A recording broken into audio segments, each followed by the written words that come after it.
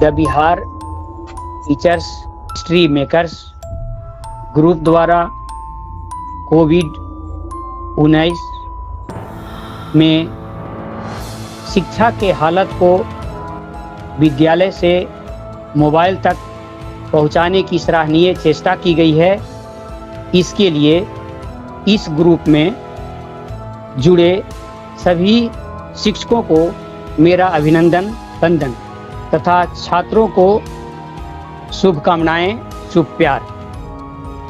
हम कोरोना के संक्रमण से जूझ रहे हैं और हमारे बच्चे विद्यालय की जगह घर में शिक्षा प्राप्त कर रहे हैं, तो मोबाइल हमारा विद्यालय इस कार्यक्रम के तहत आज मैं आप लोगों को वर्षा ऋतु में पकौड़ी खाएं, बात रोग भगाएं विषय पर प्रस्तुति दे रहा हूं।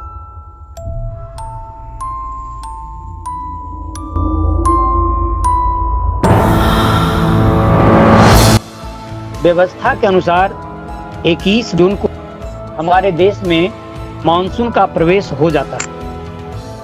वर्षा ऋतु में बच्चे, बूढ़े, जवान, औरत, महिला सब उमंग से भर जाते हैं। बच्चे गाने लगते हैं, आरे बादल काले बादल, गर्मी दूर भगारे बादल। और इस गाना को गाते हुए जब वर्षा की बूंदें धरती पर आने लगती है तो बच्चे घर से बाहर निकलकर और बानरी सेना में उछल कूद करने लगते हैं। इस वर्षा ऋतु में बात की प्रधानता हो जाती है। बात की प्रधानता से बचने के लिए हमारे ऋषियों ने, गुरुओं ने कई प्रकार के सुझाव दे रखा है। इसमें मुख्य सुझाव खान पान से जुड़ा हुआ है। खान पान में तैलीय पदार्थ की प्रधानता बताई गई है। तैलीय पदार्थ की प्रधानता में पकौड़ी खाएं, बात रोग भगाएं।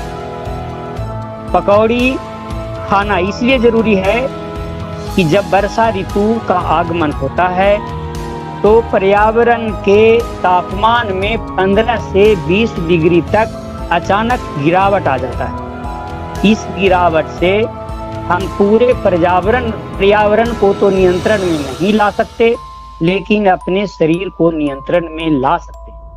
शरीर को नियंत्रण में लाने के लिए क्या करना है?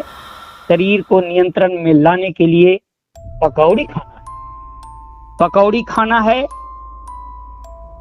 गीत गाना है, कुछ खेल तमाशा करना है ताकि शरीर में उत्साहवर्धन बना रहे, शरीर और मन में उत्साह बना रहे।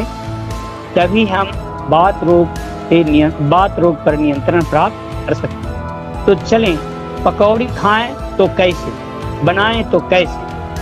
पकौड़ी बनाने के लिए सबसे सुंदर उत्तम तरीका है सरसों तेल, नारियल तेल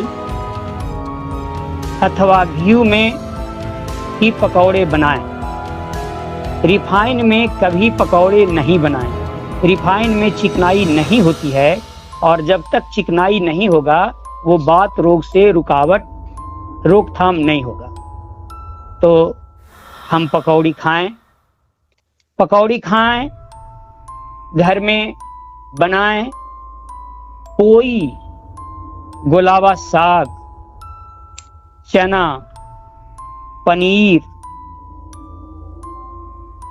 चावल, बेसन, अगस्त का फूल, भेंट का फूल, इनमें से जो उपलब्ध हो उसका हम पकौड़ी बनाएं और बनाकर खाएं।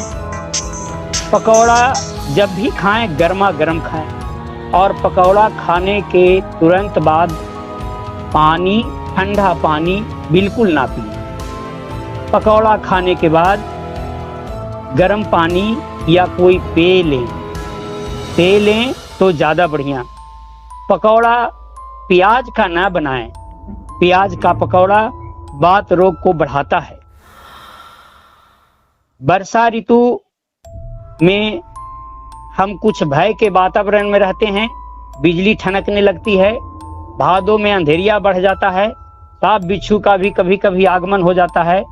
तो इससे दिमाग में कई प्रकार के भय आते हैं।